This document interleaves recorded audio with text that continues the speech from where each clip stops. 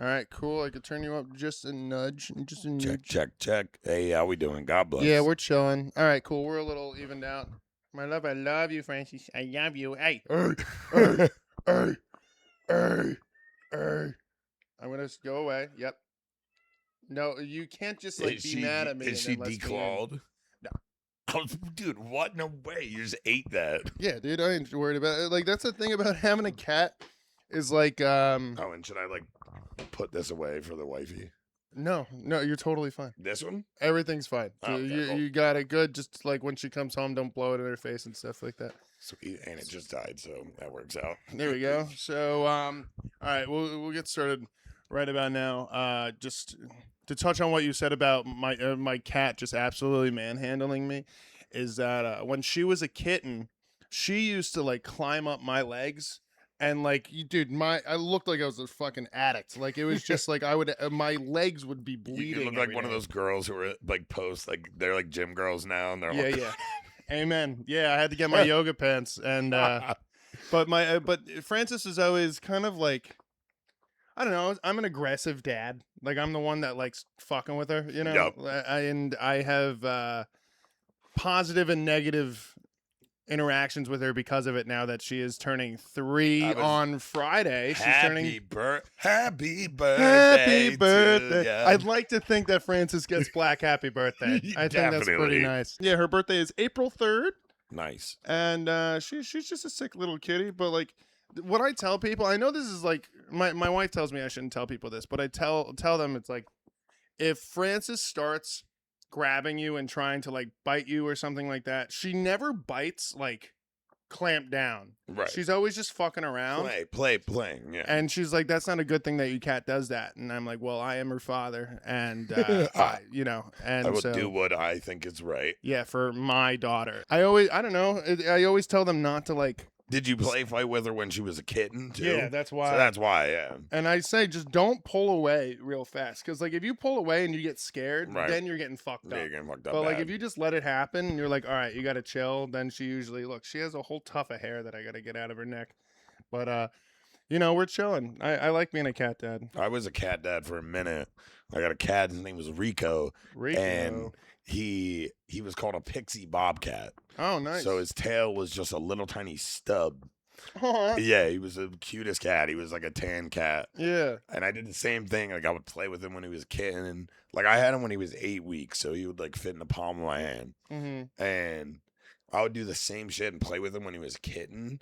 And it like turned out to be the worst decision ever, because he was just like scared of everything. Like he was cool with me, but if like something fell down or like people came in, like he would freak out, and it was a problem. With Frances, she usually only gets nervous around certain people. Like I noticed that when we have the maintenance people come in and they bring their tools and everything, she usually just hides under the couch or something. Right. My one buddy Emmett, who was on the pod in real time, is going to be on next week, but is going to be on the week before you. So like last week's episode with Emmett O'Neill. Francis fucking hates him. I don't know what it is. I know, I love it because Emmett's one of my favorite people.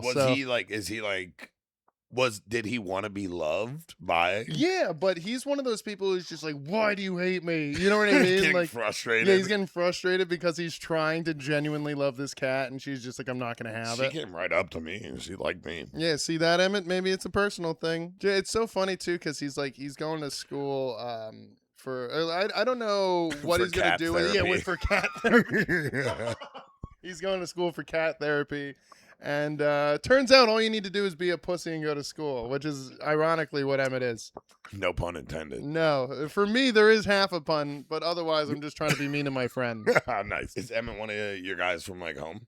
Oh, yeah. So he lives in Williamsport, actually. So he's about 3 hours from here. Was William, New Jersey? No, Williamsport's PA.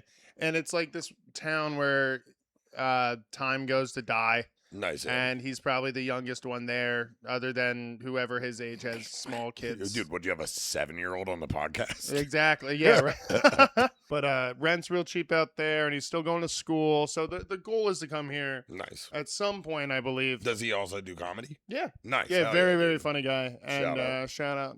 Emmett's. I've always said Emmett is one of my favorites. Like, he's just a Nice. very, very silly dude. It's just so funny because when he goes to shows back home, I don't know how to put it because he's going to hate however I put this. So I'm just going to say it. But whenever he's at home, it feels like he's the smartest guy in the room. Right. But whenever he's here, Come everyone thinks that he thinks he's the smartest guy in the room, even though he doesn't. Like, he Right, just, of course. But it's so yeah, when he comes here and he's just like, I thought that was I don't know. I'm just like, trust me, dude, I get it. Stay here for 1 week, Emmett. You'll get it. You'll join right into the flow of things. But... And that was one thing that I always thought was pretty funny with just like us, right? Because we just like, this is us meeting each other pretty much right yes, now. it is. Yep. Yeah, and shout out to London Duran for hooking this pod up. God bless. Couldn't do anything, so we got the homie Mario on. It was always one of those where I see your clips and I see a lot of kind of like a similar vibe in terms of the silliness reeks. And that's what you need is just like the absolute ridiculousness of why the fuck are we doing this in the first place? Yeah. Exactly.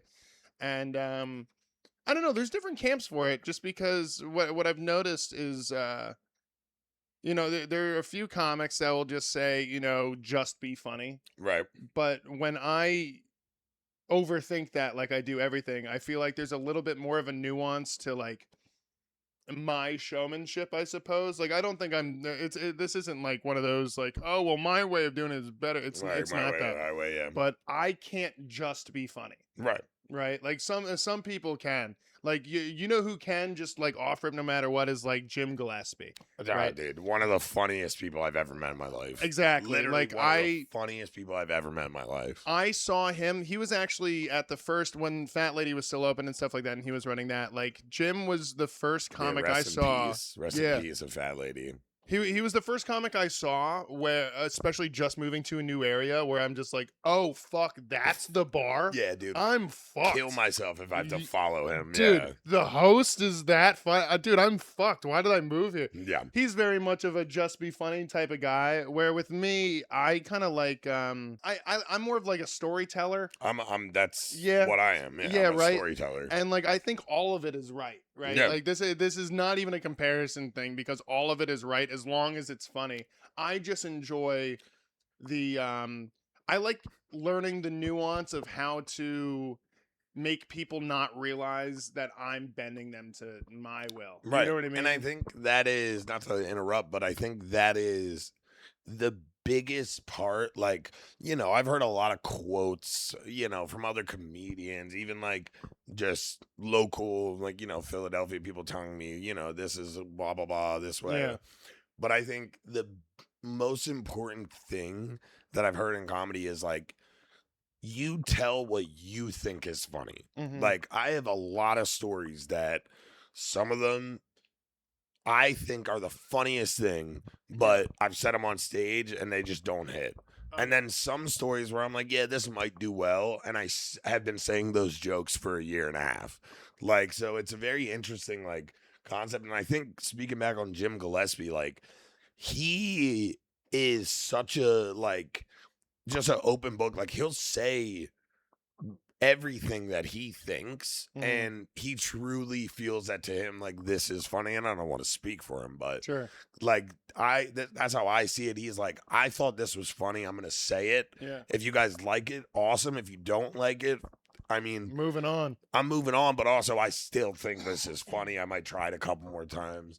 But yeah, that's the biggest thing. And especially, like, there's a lot of different, like you said, camps, which that's an interesting, like, term for it. But yeah, there's a bunch of, like, camps for the kind of comedian you are. And, like, I think being, like, a storyteller is a little bit, like, I don't want to say harder, but it's like, you know, some people will go up there and just always, like, be funny, just saying jokes more so. That's why I'm always like, yeah, I'm sure you've been out and you tell someone who doesn't know you, I'm a stand-up comedian. Sure. They'll do that shit where they're like, tell me a joke. All the time. And I'm like, all right, do you want to sit down for 20 minutes so I can Yeah. tell you this story? Like, I'm like, that's my kind of joking because I just say like I'm 24 and I feel like I've lived like 28 lives. Sure. So I'm like, I have so many stories to tell and they're all real.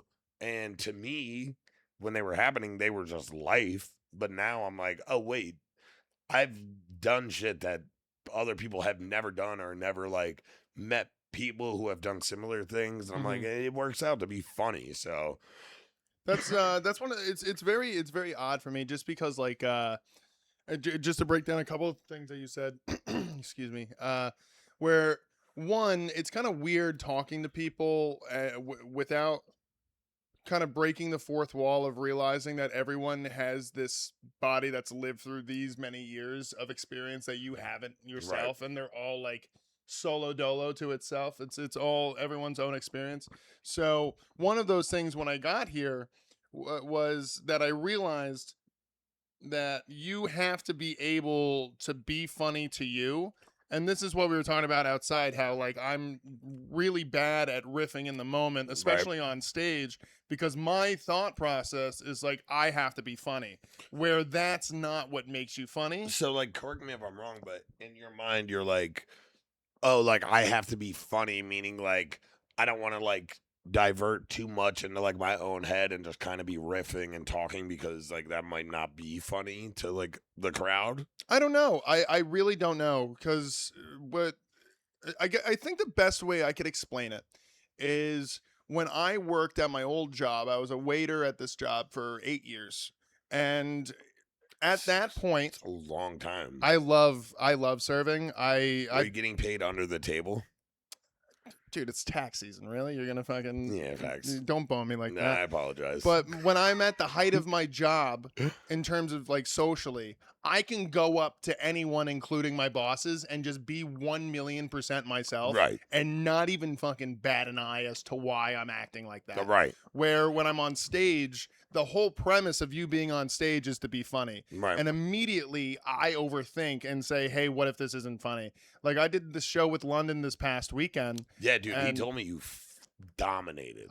Dude, he's the man. I did well. He fucking crushed. He also said he crushed. He murdered. He didn't crush. He murdered. He was said, crazy. All right, I'll admit he did say he murdered. Yes. But what'd he do? Like 12 to 15? I think he did like 15. 15 minutes. You did a 45? Yes. Dude, that's insane. Yeah, but I had maybe 2 minutes of silence within the entire thing, and I left that stage thinking I bombed. Yeah, no, dude, you can't think like that. You have 45 minutes, you had 2 minutes of silence. That's impressive. Not in a row, thankfully. And then 2 minutes of silence in a row, I would kill myself. That's what I mean. Dude, yeah, I would kill myself. It's the longest 2 minutes. Yeah, it was ever. the 2 minutes after I got off stage. The whole room was silent. What how long have you been doing comedy? This is the first time we met, by the way. Yeah, Like no, not this is met, literally but the first time. I'll give you the like quick rundown because I know I've mentioned it on here before and I hate it. So I started when I was a kid. I started when I was 15. damn. And I did it for years without writing or giving a shit. I was kind of just the young kid who would get booked because I was kind of funny. So you were 15 going out to like open mics and stuff? Yeah, I mean, but they were mostly mixed open mics that were for, people that were under 21 and stuff. Yeah, like so music, the majority of my time doing comedy up until I moved to Philly was all mixed mics. Interesting. I've never. Yeah. I thought you're a first for like that type of start to comedy that I've heard. So it was weird because like when I was in my early 20s, once I turned 21, I was able to put my foot on the gas and I was able to like go to mics 4 or 5 times a week, you know, and I was driving an hour, 2 hours for an open mic, just because I would go on. That's when Bad's Lava was still a thing, and I could like go on there and be like, "Where are open mics?" It used to be Bad's Lava. It used to be this website that you would use for New York City, where you would go on there and it would tell you all the open mics. Oh, okay. But like, so you would go from like the Poconos to New York? Sometimes, but it was never the city. I've done the stand like once. where you do I would your just show. I would just look up like within 2 hours of here, can I get stage time tonight, and then I would just go. But like I said, I never tried or wrote or anything. My problem always to this day is that I will put in the work except putting in the work. I will go out. I will spend days and money and time and effort on doing things and completing things. But if you tell me to sit down at my desk and write a joke, I'd kill myself. I can't Yeah. do it. If you tell me to do anything Yeah. that I was already like contemplating doing, I'm gonna shoot myself. That's in the actually face. exactly Yeah. it. Yeah, I was asking a bunch of people today about different medications for ADHD. So here's hoping. So 2.5 years ago, I had a wild mushroom trip. I'm a very avid fan of mushrooms. I've taken them well over 100 times. I mean, do you have any? No, not at the All moment. right, all right. And I'm when I joking, mean no, I'm I mean joking. not enough for us to have together. And with that whole thing was like, I fucking closed my eyes and I saw like myself and what I could do if I like devoted my life to comedy. And I don't know if it was for a second or an hour. I have no clue. I Right. have no frame of reference. And then I was Which I is opened probably my for eyes. the better. Right? Yeah. Yeah. Right. Like my mom. Like, and, yeah. But I just realized I was, this is what I want to do. This is what I believe I'm meant to do. And so I started going to open mics. The first open mic I went to after I decided I wanted to do it as a career was the Spacement. Real quick, I don't want to interrupt. I have a follow up to this. Don't let me forget. Okay, I got you. So the Spacement was hosted by my buddy Ryan Flaherty. I love Ryan Flaherty. He's the man. Just won the 2026 Best of the Best Times leader for Best Comedian this year. Hell yeah, I won last year. I was about to say Ryan Flaherty sounds familiar. He was on the Netflix Kill Tony. No way. He was nice. yeah, dude. He did Hell MSG. yeah. I was standing in line with my wife at TJ Maxx. Wait, And then- MSG? No, here. What happened was here. Do you know what? We're gonna take a quick break just because I got my wife coming home. So one second. Yeah, Nice. Hi, my love. Hello. To go back a little bit, remember that you have a follow up, yep, by the way. thank you. Okay. So to go back a little bit, when I started doing mics again, the first mic I went to was the Spacement, and that was in Wilkes-Barre, ran by my buddy Ryan P. Flaherty, who you would know because he was on the. Hell yeah, he was on. No, I'm gonna zoom in on your face. Zoom in on his face while he coughs. Hell yeah, dude. All right. Hell Good. yeah. So Ryan was on the Netflix MSG Kill Tony. Nice. And it was so wild because he went there with my buddy Ryan Manzo, and I was in line at TJ Maxx with my wife, and I get a FaceTime from Manzo, and it's just him smiling at me, and I'm just like, what? And then he turns it around, and it's just Ryan going like, what's going on, New York? I love blowjobs too! And everyone fucking laughed. Crazy. Dude. 25,000 people. Oh, dude, it was wild to see, and so I went to the Spacement because I've known Ryan for years, and then I knew he was doing that with my buddy Bobby Mack, who's also the man, and it just turned into like a little comedy church, man. Like we would go to the Spacement. It was very low ceilings in a boiler room at the bottom of a bong shop. Nice. Dude, it was perfect. It's still to this day. I was about to say that's perfect. Yeah, and that's actually like. It was cool because when I was like a year in, I did my first ever Don't Tell at Spacement, which was cool because it And are was. you saying Spacement? Yeah, it's or called basement. No, it's called the Okay. Spacement. Because And you said like I thought you were saying basement. You were like there was a boiler room, and I'm like, oh yeah, okay, it is a basement, but it was the Spacement. And I'll show you pictures and stuff. If I could find a picture, I'll put it up here as well. And so I did my first Don't Tell there, and it was kind of wild because it was like home turf. My buddy told me, like Ryan called me. He was like, "Hey, you can do this Don't Tell tonight." Because shout out Paul Spratt for putting me on that one. And you got to call out of work and you got to come because Don't Tell is like the next step. You got. I called out of work. So I called out of work and did it. Yeah, and did 8 minutes. I still have the tape on it on my YouTube. Dominated. And I did well. I definitely did well. I Nice. didn't. So okay. My favorite part about that video is that I had a look at your cat.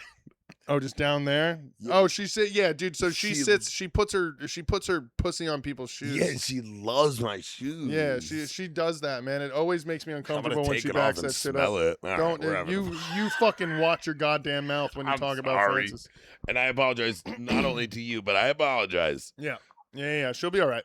I don't know about me. I was So, but there was a moment in that video where I saw my face, realize that I was doing the right thing. It was very cool. It was a Nice. very cool moment where I have it's like a laugh break, and I just remember my the best. dude, my ear to ear smile, and I just said yeah, and I didn't know what to do because I was like so Yeah. taken back by people laughing at what I was saying. Laughing to where like you realize like you need to just stop talking and Yeah. let them laugh. Yeah. That's how you know, like, yeah, you're doing well. You're doing what Sure. you gotta do. But so yeah, no, Ryan, that's where I kind of got started, and I kind of got my big ups, and shout out NEPA scene, Rich Howes for always putting me on and letting me do stuff, because like I said, Spaceman was the only mic that I really went to that was just comedy, and then the other ones were mixed. So when I go to V Spot in Scranton, NEPA scene, shout out Jerry and Amelia, the bartenders over there, they're the best.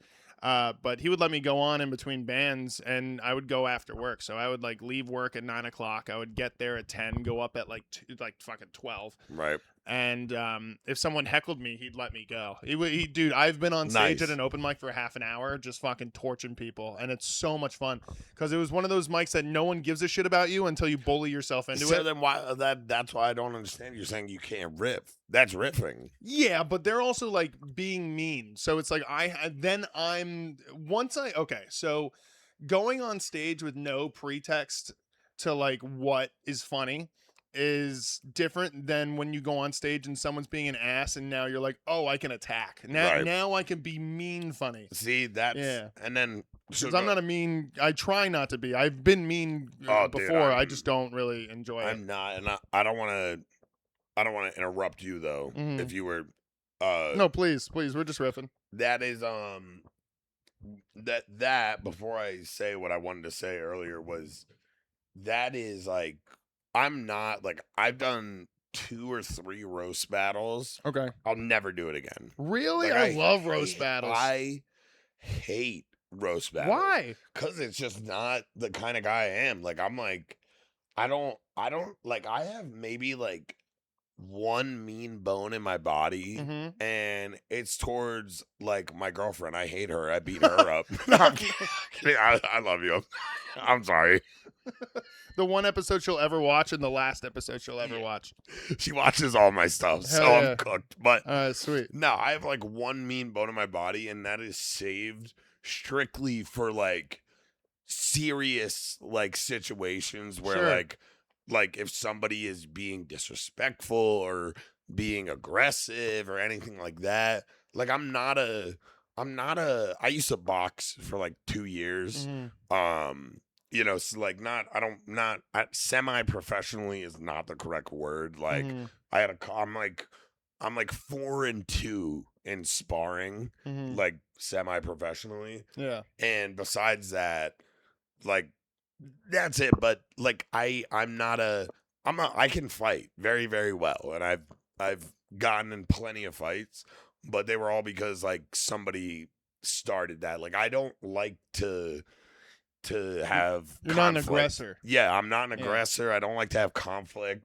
Like if you give me a hint of aggression, I will become the aggressor, but I don't like any conflict. And it's just like when it comes to comedy, I cannot find the in between of like being funny and being like roasting. Okay, Like I understand what you mean. I can't do it. I tried the first I like every time I do a roast battle, it's not terrible. Like I'm funny, but I'm not roasting you. Yeah. I'm more so just like pointing out obvious stuff and being funny about it rather than like being mean and funny where it gets Yeah, what that you mean. laugh where it's like, yo, ha ha ha. You know what I mean? Like So I absolutely adore roast battles, and that's actually something that I've wanted to do. I've seen your name pop up in like local roast battles that Oh yeah, back home. I mean, I know that I'm gonna love to be on the roast battle league with Nick Balsaro.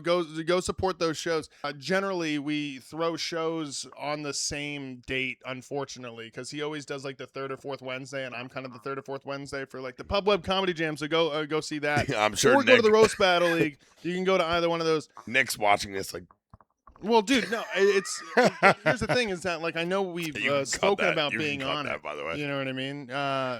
But Nick and I have spoken about like me being on it. It's just we always end up scheduling around the same time, and it's a big enough city. It's not. It's just more so like I'm upset by it because I can't be a part of it as much as I'd like to. Because I would show up to roast battles every month if it wasn't on the same day.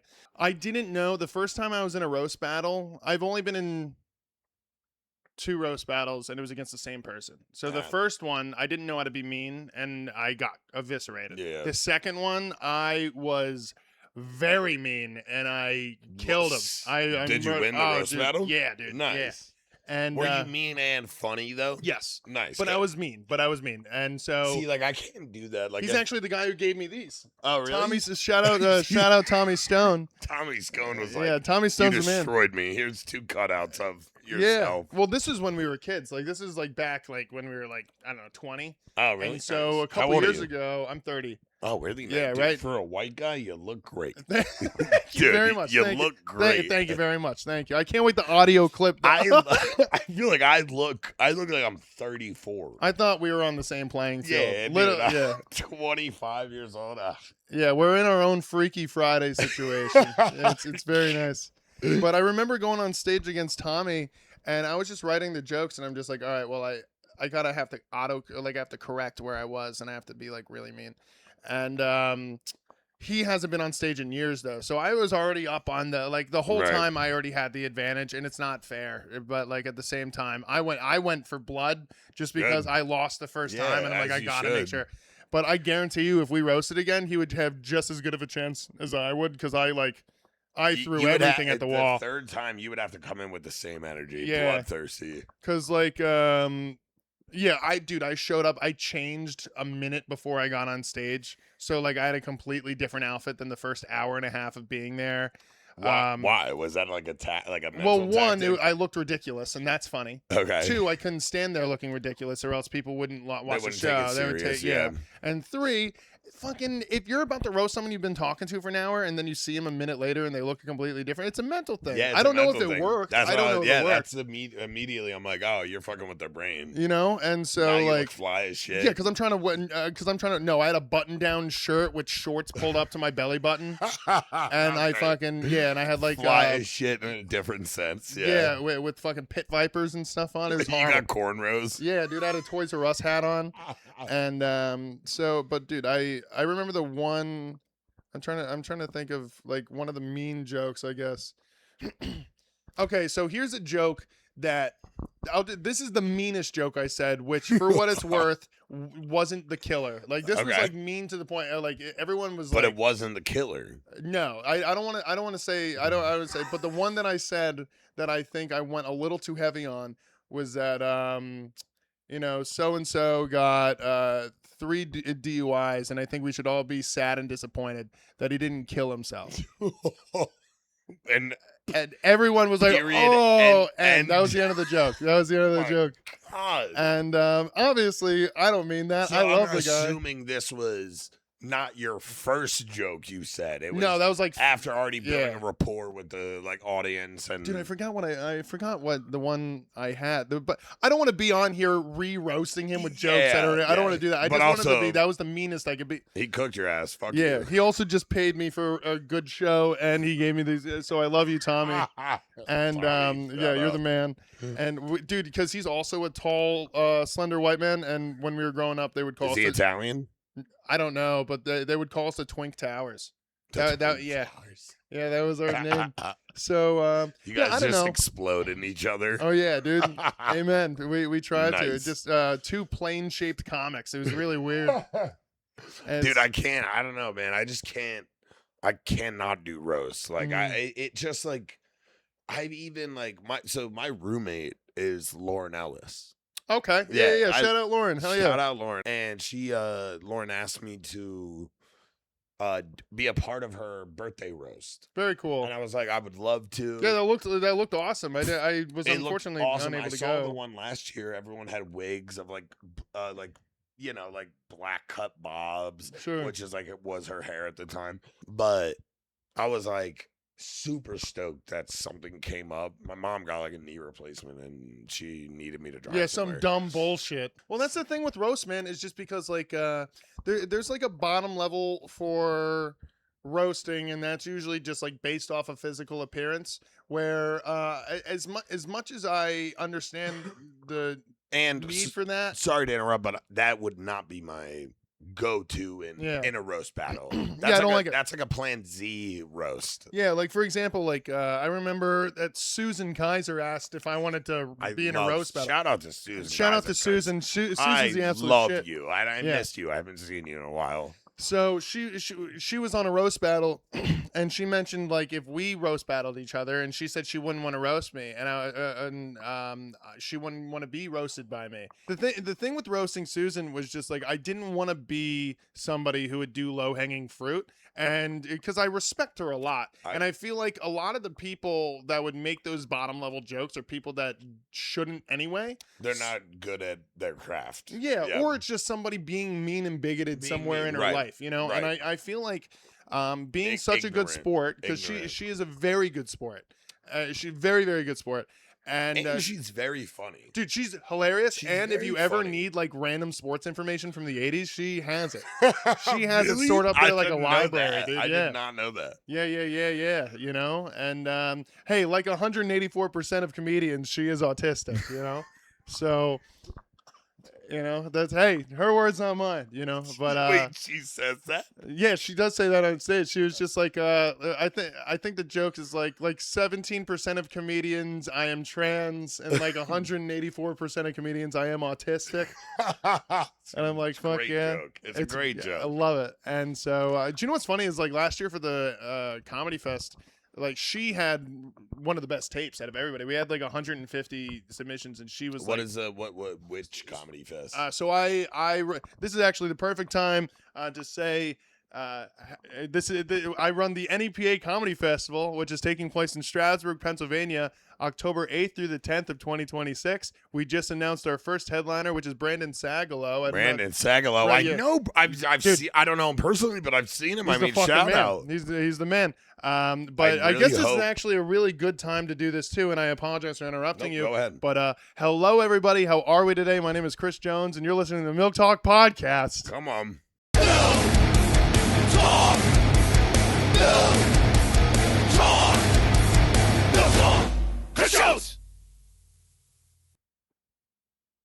How do you pronounce your last name? Colavita. Colavita? Yep. Okay, sweet. Hello, we have a very special guest today. Guys, please give it up for Mario Colavita, everybody.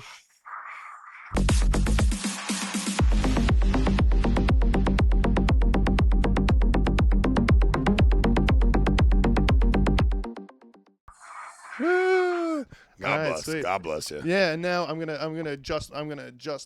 It's just a good time. I'm gonna adjust. Yeah.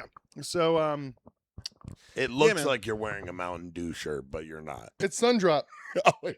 It's Sundrop. It's my Dale Jr. shirt. Wait, it's Sundrop. Yeah. Is that like It's like soda. a spin-off of No, Mountain this Dew? is the Dale Earnhardt Jr. shirt, and I actually have matching Hey Dudes in my room. I feel like you're gonna be like, this shirt's worth like $1,000. Nope, maybe might have been 60. Six? Yeah, Oh, okay, cool. Well, I get them at the race. Like every year I go to the Pocono Raceway for the NASCAR race, and I get a new shirt. You're a big NASCAR guy. My brother is, but it got me into it. I did the race. My brother got me into comedy. Fuck yeah, dude! And shout out Vinny Colavita. Hell yeah, I will tag him if you'd like me to. We only have 18 please. tags, so we do tag him. Shout out Vinny. Are you saying 18 tags on YouTube? Well, when I do like the story, I only get 20 tags, and I always tag you and the podcast. And you mean like a story on Instagram? Yep. 20 tags? Yeah, that's what the most. What about the post? I don't do a post, right? So I do. Here, I'll take a screenshot. Future me, take a screenshot and post what I did for last week or whatever. I know that there was a timing error that I put, but I'll show you what I mean. I'll show you what I mean. Yourself a reminder like that. So yeah, because I'm the one editing it, and I love talking to myself and making funny shit happen, because that's where a lot of the random ideas for me editing comes from, is just kind of like me having to deal with me saying this in the past. But so every week on the story for the Milk Talk Podcast, I put all of the people in a timestamp of when they were mentioned. Nice. So that's super cool, dude. Because like one, I don't want to just say, "Hey, you were in it," and then you have to like watch a 2-hour conversation. And shit. Yeah, dude, you don't want to do that. Because so let's be real, no one's gonna just like. Not everyone is just gonna sit through it and watch everything. No one will. Maybe 10 people will. And so, and plus, as a comic, if someone mentions me in a podcast, I love watching it. I love watching it. So I would much rather just put like a timestamp of like, hey, you're involved. Watch this 2 minutes of it. If you want to watch the rest, Right. go ahead. But Call who back cares? to Jim Gillespie. He Yep. mentioned like my show, What's That Smell? Sure. Which I gotta get you. London's been up my ass. He was like, yeah, you gotta get him. You I gotta would get love him to be on a your part of it, show. my man. Thank you. Gotta get him on your show. So I'm gonna get you on my show. But Thank you. Jim Gillespie was on Mike Rainey's podcast. Mhm. And I've had both of them. Mike Rainey was my first headliner I ever had. I don't believe I've ever met Mike. Good guy. Mhm. Very, very like. Shout out to Mike. Shout out Mike Rainey. Very, very cool, down to earth. Like just a regular guy. Cool. Regular guy. I mean, he's like 1,000 years old, but he's a good guy. He's a good guy. Okay. And him and Jim did a podcast together on Mike Rainey's podcast called Dad Meet. And they like mentioned my show, and I was like, dude, fuck yeah, let's go. Right, because I feel like a couple things on just becoming a new Real part quick, of. can I grab my vape? Yeah, go ahead, dude. Yeah, please. Yeah, I got you. What time is it? Oh, it's like 6.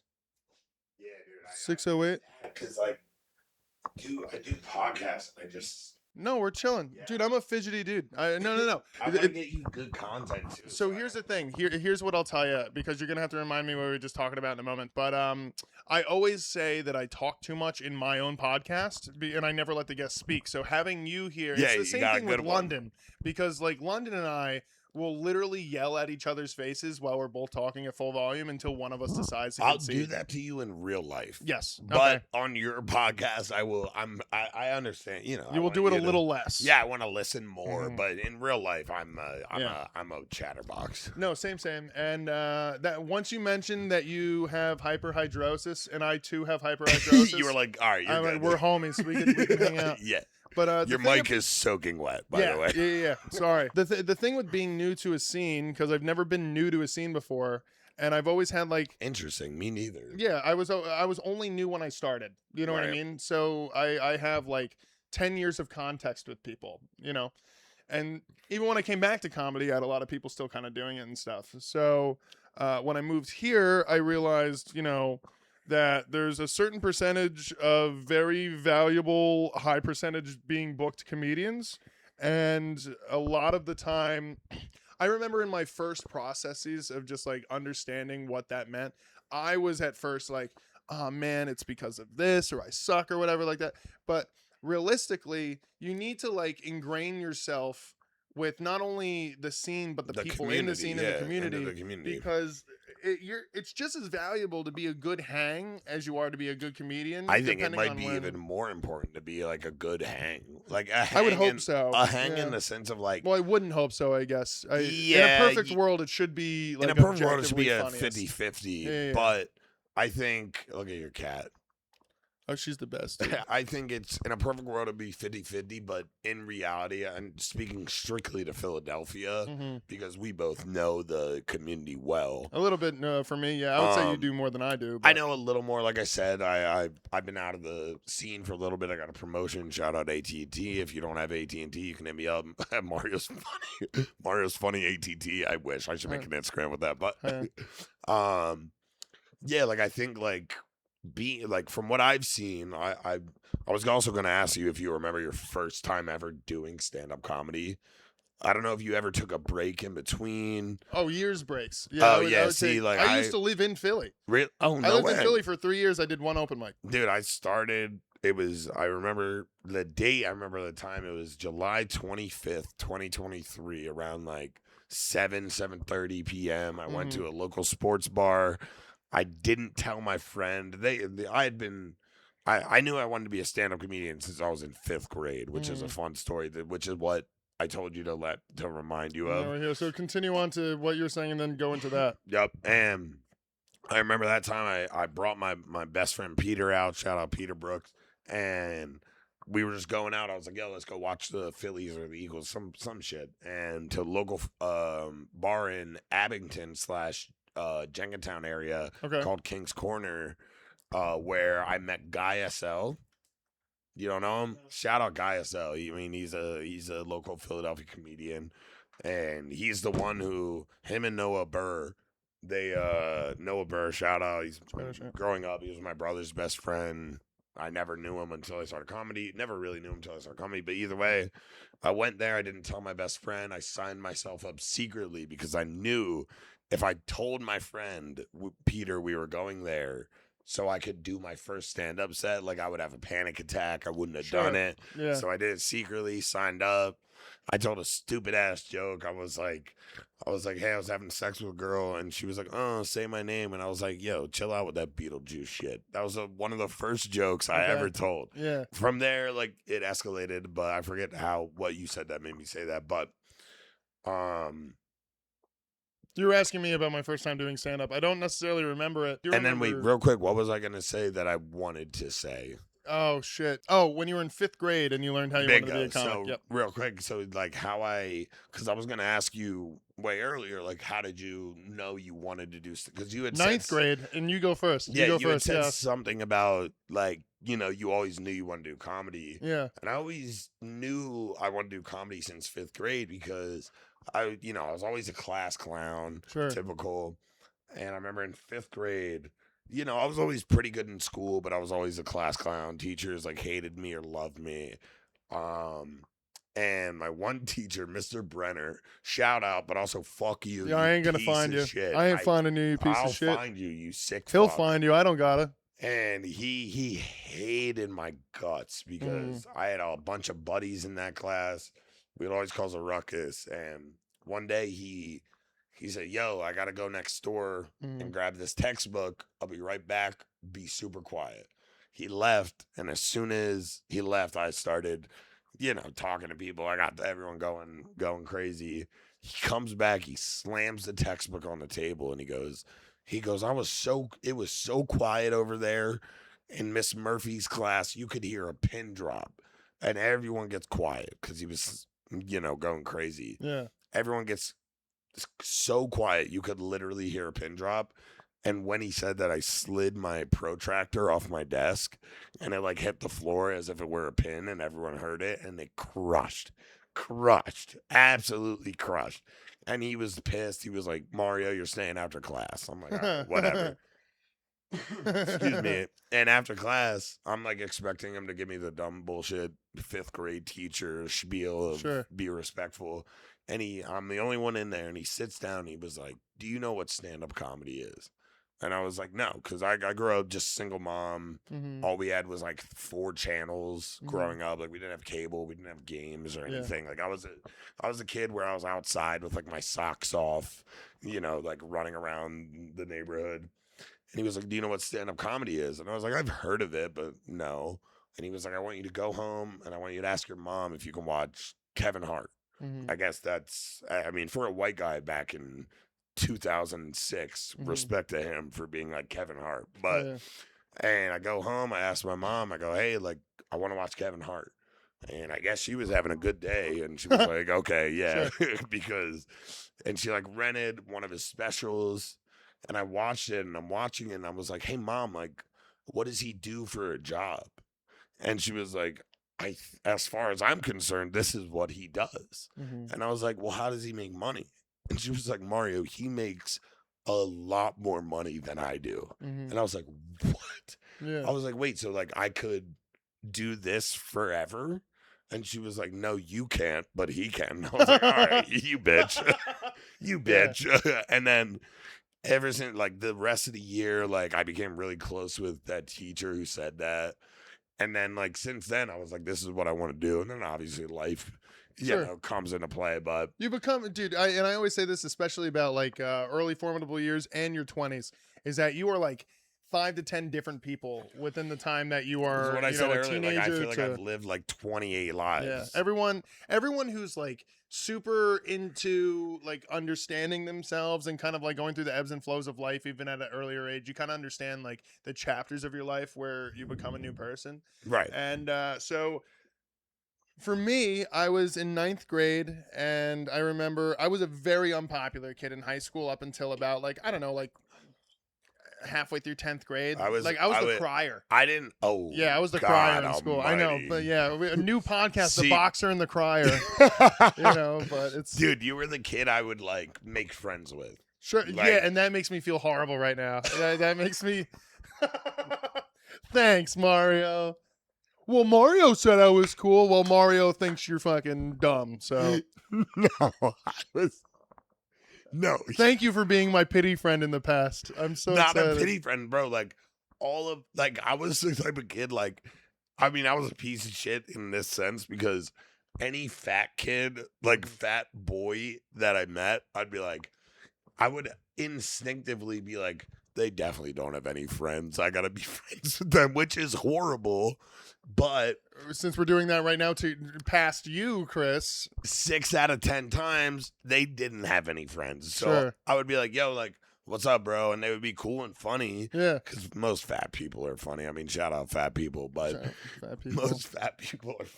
most fat people are funny. Mm-hmm. Regardless, I was a very like empathetic kid. So if I saw, and that's why I was a fighter too, because like if I saw like a bully like bullying someone, I would beat the shit out of the bully and then like high five the fat kid and then I would steal their lunch money. Oh, yeah. And it worked for a while and all right, well that was a joke. It got me. Yeah. We're And I mean, if you guys are out there laughing, I appreciate it. Yeah, that was the kind of kid I was. I was like especially when I was younger, I would always make friends with the people who didn't have friends because I didn't really I wasn't popular until like end of 9th grade. Sure. And then I started to kind of come into myself. I got a little more handsome. Well, that was kind of it, because like my parents split up when I was 10. Nice. And 5 so for hell me. yeah. So and my dad always worked, so he was never really around. I kind of just was raised. Did you by my stay mom. with mom or dad? I stayed with mom, and then I would go over to my dad's house like every other weekend or something. Yeah, just get beat up. But he lived around here, and then when he like moved away, we didn't even worry about it. We were just like, we're fine, don't worry about it. Right. So I remember in 9th grade, like I said, I wasn't too popular, but this one time we were doing this one name game on the board or whatever, and this one guy goes up to the board and writes his name super big, and I just remember I said, 9th grade me, I'm like, oh, that must be compensating for something. Everybody laughed. Dude, crushed. killer. And from that moment, I knew I wanted to be a comic. Nice. And I was always Did you just know it in your head? Yeah, I guess so. I mean, like that's when I was 15 and tried my first open mic. Wow. Because like when I went to an open very mic, self-aware. well, dude, because it's like the way I see it is like sometimes I fit in and sometimes I don't fit in, whether it be because of my own actions or not. Like it just happens. You're not gonna fit in everywhere. So when I went to open mics, I realized like, oh, I'm not the unpopular kid here. Right. I am the guy who wants everyone's here to just like say do their the voice. same shit. Yeah. So that's kind of like when I started it. And that's kind of when I started coming into myself. That's when I started being like a little funnier. Damn, lucky you, dude. Like I didn't. I'm lucky to have friends that I've had since I was a kid. You know what I mean? I mean that is I think everything that we've spoke about aside, having like a tight knit friend group from when you were like, I know my friend group consists of like I would say upwards of almost like 10 guys. Shout out to all of you that I've known since. Like, my best friend, Nick, I've known since kindergarten. So the majority of the people that I kind of came up with in high school, I don't really talk to anymore. And that's for a varied amount of reasons. Some of them my fault, some of them whatever. Like, I'm very happy. Shout out. I'm very okay with understanding where I've been wrong, regardless of if I felt morally correct in doing so. I don't think that's, like, a healthy thing to just think that you're always right, regardless if you feel like that you can condone it or make sense of it. I don't think that's right. So with that said, I do have a few friends from high school that I still talk to that I'm very close to, and friends that I don't see for years at a time, but when I see them, it's like fucking nothing. Right, nothing. We saw each other yesterday. Yeah, and so it's the best friendship to have. And my best friend is my two best friends. I have a number of very close friends. I hate when you go down this. That question of being like, who are your best friends is the worst question. I'm very lucky to have a number of them, but I remember like my 3 from high school that I really is Josh Roush, Andy Spence, Gabe Suarez, and Gabe and I are kindred souls. Like, dude, we have DJ'd together. We have made videos together. What's that word? Twin flame. What's twin flame? It's like, well, that's more so like in relation to like being like you and like your 9/11 wife would be a. Dude, give me some. That's what I'm I mean, never forget. But never forget. also, Shout out. All right. shout out. No, seriously, shout out everyone. For real though, shout out everyone we won't forget. Don't ever forget them. Everyone has been affected. I mean, we are here. I mean, yeah, it's a comedy podcast, but we are here having fun. Go ahead, give them the hymns. Talking about them Twin Towers. I was 7. Give it to them, Chris. hey. Talking about the Twin Towers. Go. No. We're done. So so I've had plenty of friends kind of from there, and then in comedy, you know, you just find really close people through the mediums that you kind of just decide to go in through yourself, right? So when I started doing comedy, just doing open mics all the time, and then when I decided to do it again seriously, I just went at it 100%. I told my wife at the time when we were dating, I'm just like, yo, this is not anyone's fault but my own, that I'm deciding to like be a part of something that won't make me rent for quite some time. Right. Like, because you're kind of, when you do stand-up, you're kind of signing yourself up to, like, hopefully be good in 10 years. I mean, yeah, you're chasing a dream. You know what I mean? You're chasing a dream. It takes 10 years to become an overnight success. You know? That is something that is said all throughout comedy. Like, like 10 years, like you should have a 10-year plan. Sure. And then, like, realistically, some people, like, for example, the dude in the Lord of the Rings, the old dude who's like, you shall not pass. Gandalf. He didn't be Gandalf, God bless. I mean, Jesus Christ. Shout out to. And he got shout off. I said shout off. Shout off to. But he didn't start acting until he was like 62. Morgan Freeman was an old actor. Bingo. Yeah. And then like one quote I heard from Seth Rogen was like, you can't lose if you don't stop. Yep. Like, if you don't stop, you cannot lose. So just keep doing it. And then, like, if you do keep doing it and you lose, at least you gave it a shot, right? Yeah, and so that's kind of like what we were talking about earlier. I'm not going to lose. We're not going to lose. That's what I talked about earlier before the pod when I was saying, like, you know, when my wife and I have, you know, children and stuff like that, that I would hope that the work I've put in prior to having children has set me up enough to where my absence from 10 open mics a week to now doing shows on the weekend, it doesn't matter. You know what I'm saying? Like I know that if I'm in front of a crowd, I'm gonna be fine. You're gonna crush. I'm gonna be. You said that, not me. I am going to be fine, right? I have a very hard time with thinking positively about myself, dude, and I don't want, dude. You won't catch me saying crazy shit because I don't want. Like, this is what happened. So I'll tell you about it. So the 45, right? That was the first time I've ever done 45 minutes. It's so impressive. Thank you. I've done a number of 30s. Damn, really? Yeah, dude. That's impressive. This is coming out a few weeks after, but since then, what happened was, so this Saturday I'm headlining in Oliphant because it's a fundraiser for my buddy. Sorry, real quick. Speaking of Jim Gillespie, this Saturday it'll be over anyway, by then, but I'm doing a show up at Citywide Brewery. Fuck yeah. Jim Gillespie hit me up to dude, feature. I see the Citywide shows. Those look fantastic. I'm pumped. And we were talking about Jim, and I'm sorry to interrupt, but we were talking about Jim Gillespie earlier. Him and shout out Rob Stant. Rob Stant's cool. Rob Stant has.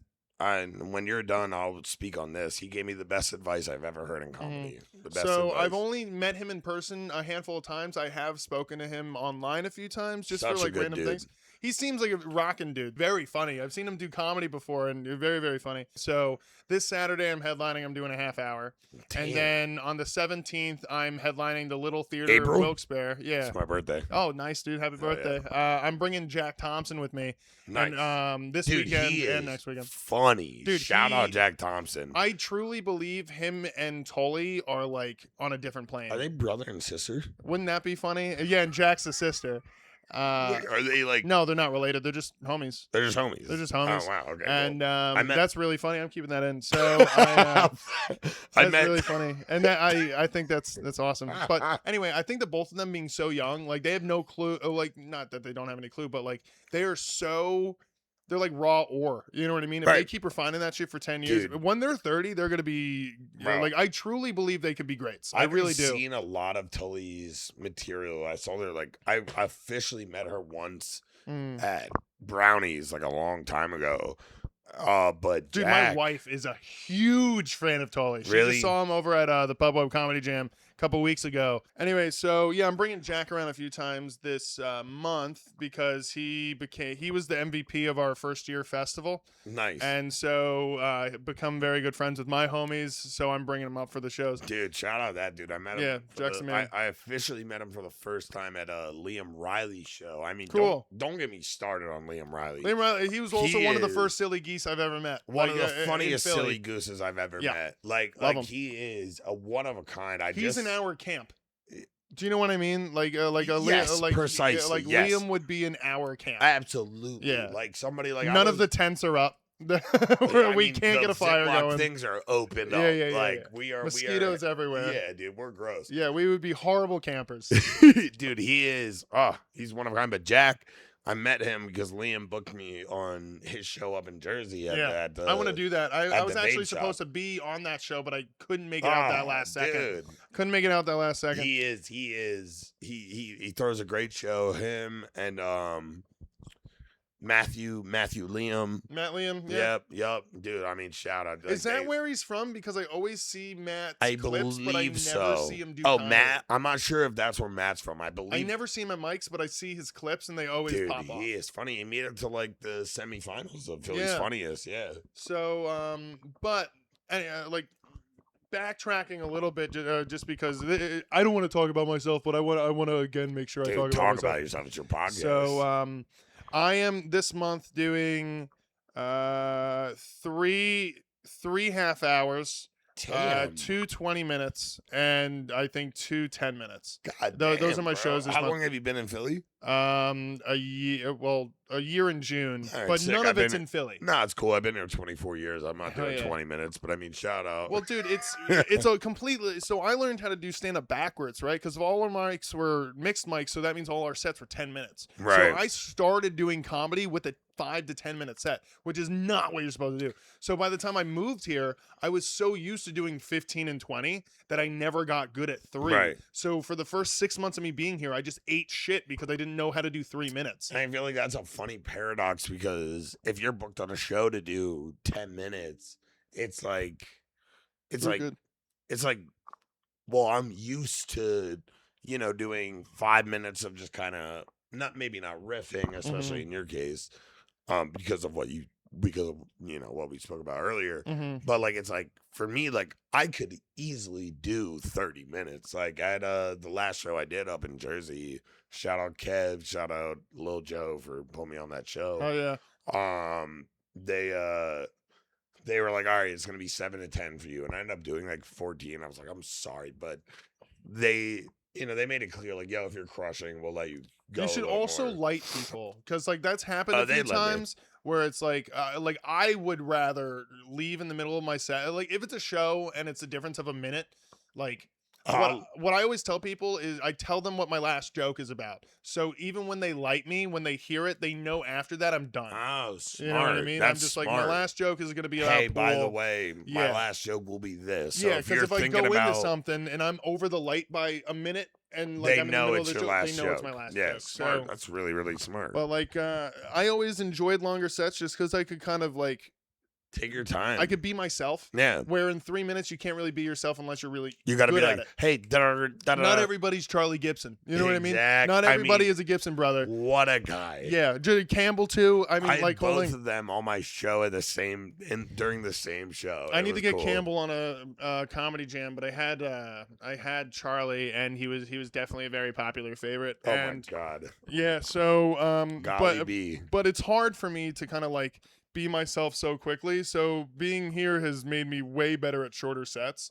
But I don't know.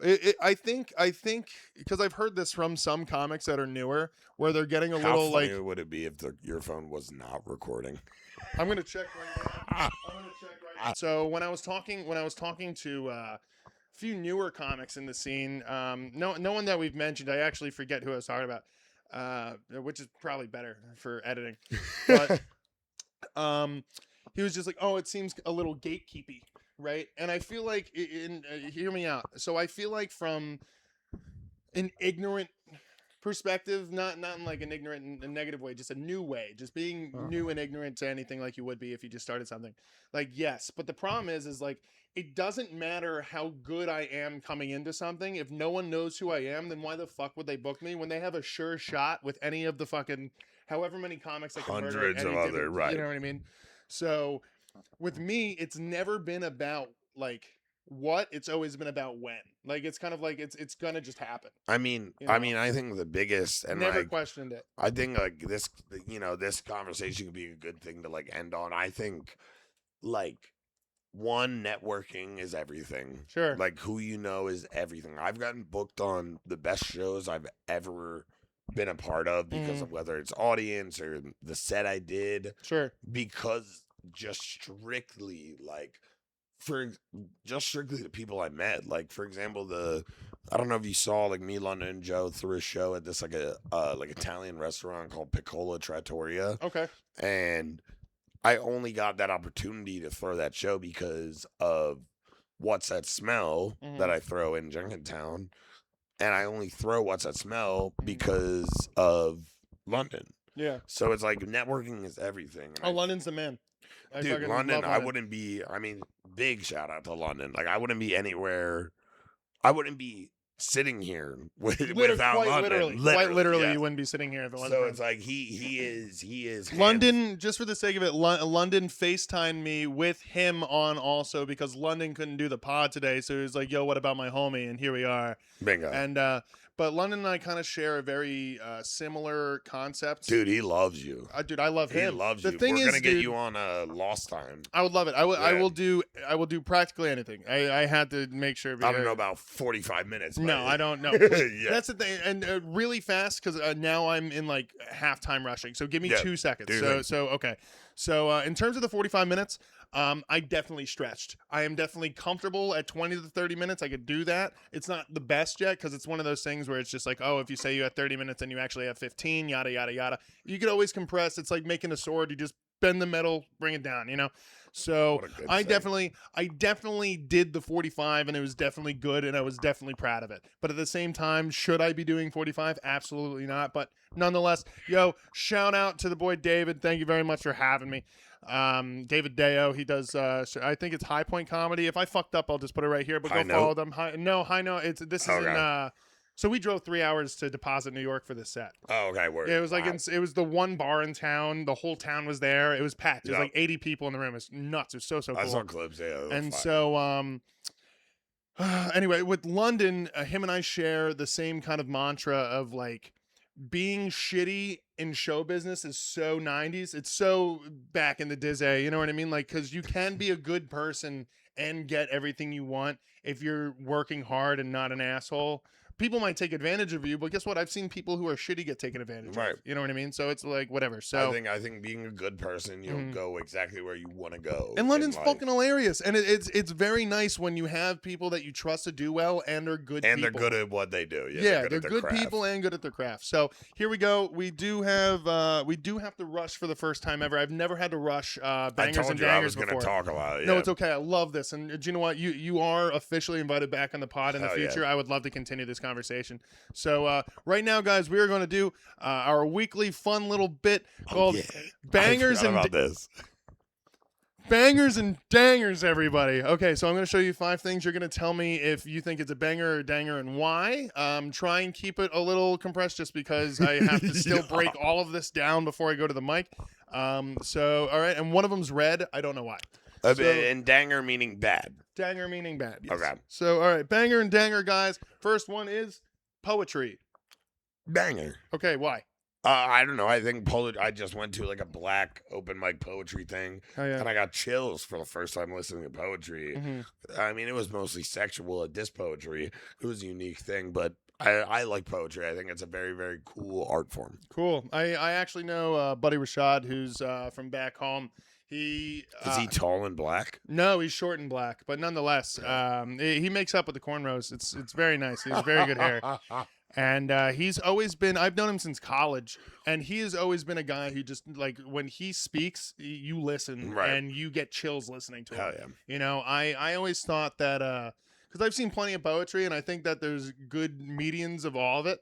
Anyway, for me, I completely resonate with what you said, where it's just like, if you see like black poetry, it is a completely different thing than seeing white poetry. Right. You know what I mean?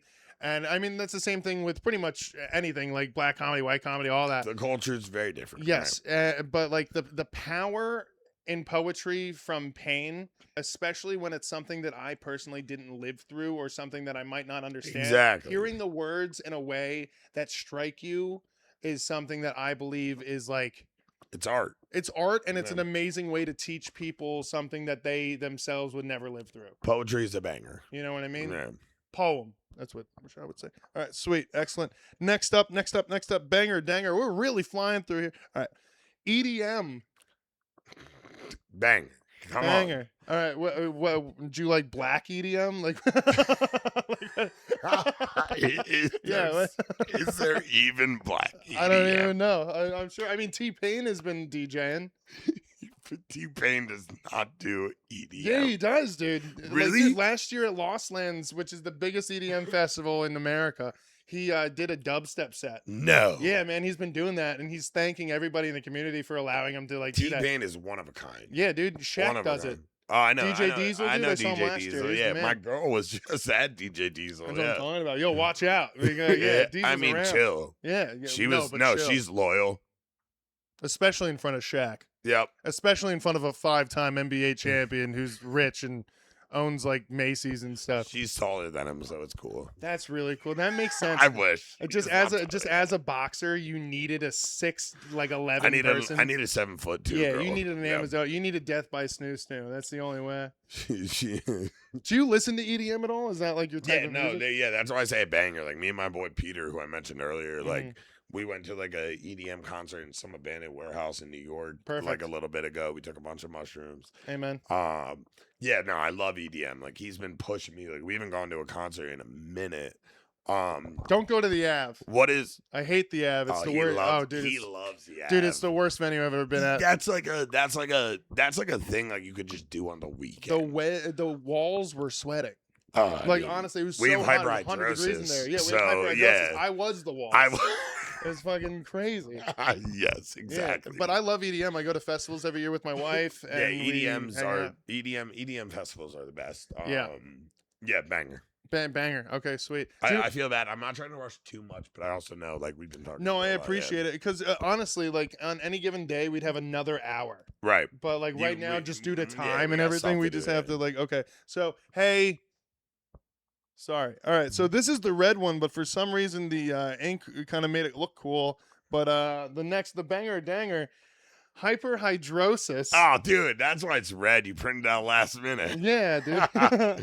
HyperhiBROsis, danger for sure. It is not cool.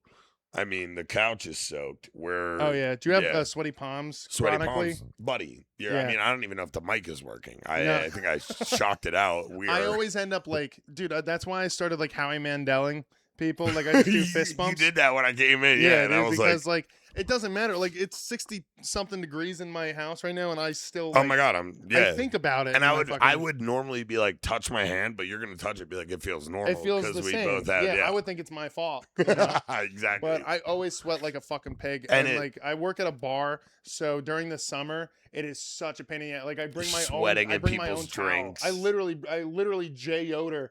For 10 hours. Shout out Jay Yoder. I bring a towel that I have on my fucking shoulder so I could just wipe my face for 10 hours. Dude, I used to be a wedding, not a wedding vendor, like a wedding, I would serve food and. Okay, yeah, like a waiter or something. Yeah. At a catering company wedding, of some sort. Exactly, yeah. And I remember one time I was in a buffet and I was serving like some pork or some bullshit. And I remember I built a plate for someone, and I like long hair. I usually keep my hair pretty long, and it'll be like this. And I remember seeing a sweat droplet like carry down my hair and drop right into their food. And I looked at them. They weren't paying attention. I looked down. I looked back up at them, and I went, "Yeah, happy marriage." Dude. For what it's worth, at work the other week, I felt bad, but I can't be like, hey, I just sweated in your food because now they're gonna look up. See, I'm soaked. It looks like I took a shower. So I was a server for I don't know 10 years, something like that, maybe a little longer. And I've had to deal with situations where I have done something gross without them seeing it, and I usually just lie. Like I just be like not in the way like I always change it. I'll be like, oh, sorry, I saw this plate was cracked, and then I just do that or Right, whatever. bring it back. See, So I don't have that opportunity because there was a I line riff of at work, people. dude. I could riff at work, Dude, you like, can I'm riff. really good, you can riff. know? Stop telling yourself you can't. You I can think riff. I'm gonna be dangerous when I believe in myself. I swear to God, You I'm have gonna to be great be. when You I believe have in to be myself. dangerous. So but no, so at work the other day, it was the first day. It was Philly's opening day, so we had 3 bars open in the because it's like a number of different bars in the one kind of place, and it was had to be at least 80 degrees in the bar at night because there's a DJ going on in one room. There's low ceilings in the other room, It's a and it's like nightmare. yeah, it's a nightmare. It's a nightmare. So I'm like making drinks as I'm like legitimately dripping, and like I'm just like this, like it's all far away from me, so I'm just like not dripping into it. And Yeah, I know what you mean. Yeah. you know what I mean? Like because I can't stop it. Yeah, dude. So I go into the walk-in and I just stand there because I'm tall enough for the fan to hit my head. So I Nice. could just stand in there. Luxury. Oh, it's awesome. Yeah, Just, oh, luxury. it's great, great, great. And so, yeah, but dude, I've always been a sweaty fuck. I hate it. I hate it, but I've begun to embrace it. Do you sweat after you get out of a shower? That's the worst part. That's the most I ever sweat. Yeah. So like when I take get out a of the cold shower, shower and I get out and sweat. you know what I'm saying? Oh my god, Why? dude, we're best and friends. Why? We're best friends. And why do I do Yeah. that? Like, it's like I'll take like it's like the getting out of the shower, like doing this, like, yeah. and I'm like I break a sweat. Dude, we have our name for the episode, my friends. This is the HyperhiBROsis homies. HyperhiBROsis. HyperhiBROsis. That's what I'm talking about, dog. And look, we just best swapped friends now. sweat right there. And it's all, and it's great. So, all right, HyperhiBROsis. All right, we're going in. All right, next up, my friend.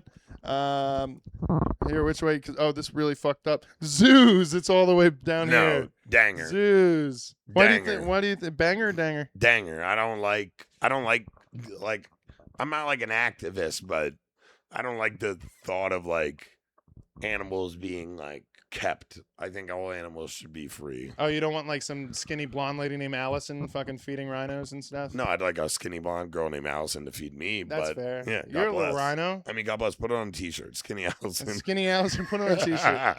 That would be a fun Skinny Allison just on a t-shirt. Okay, when Milk Tongue comes out with merch, Skinny Allison merch is going to be there. No, zoos are a danger. I don't like zoos. I feel like the only thing you can get out of zoos is like someone getting attacked by an animal, maybe some good cotton candy. That's about it. Well, dude, I mean, Dippin' Dots. Dippin' Dots is cool. Facts. Yeah. Facts. I feel like that's where Dippin' Dots originated. Do you know what's funny too? Is like, so I went to the it was the Dallas Fort Worth Zoo when I was down there doing some comedy. Yeah, so they definitely hurt those animals. Well, so dude, my buddy Liam, shout out Liam. We had nothing to do. It's just us two, and you're like, well, what do you want to do while you're here before we go to Austin?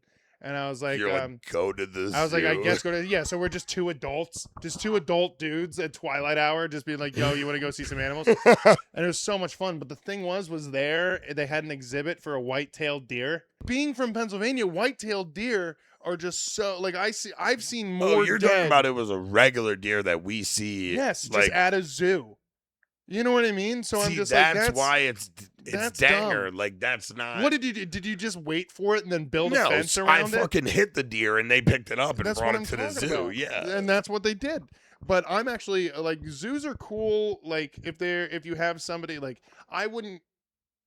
I have fun at zoos if like I'm with a homie or I'm taking my wife to the zoo. Well, yeah, Yeah. but like I can't wait to go with my wife. I'm very excited to go to the Philly Zoo with my wife. Bringing like your Or if a you have a baby. kid, Yeah, that very would be cool. awesome. Yeah, But I am a bigger fan of aquariums because it's like an air. I mean, dude, it's an we're air-conditioned gonna zoo. be here for another hour It's if an we start air-conditioned talking about zoo. aquariums. You know what yeah. I mean? It's great, and it's a wonderful place to get high. So okay, so that was cool. Danger on zoos, banger on aquariums.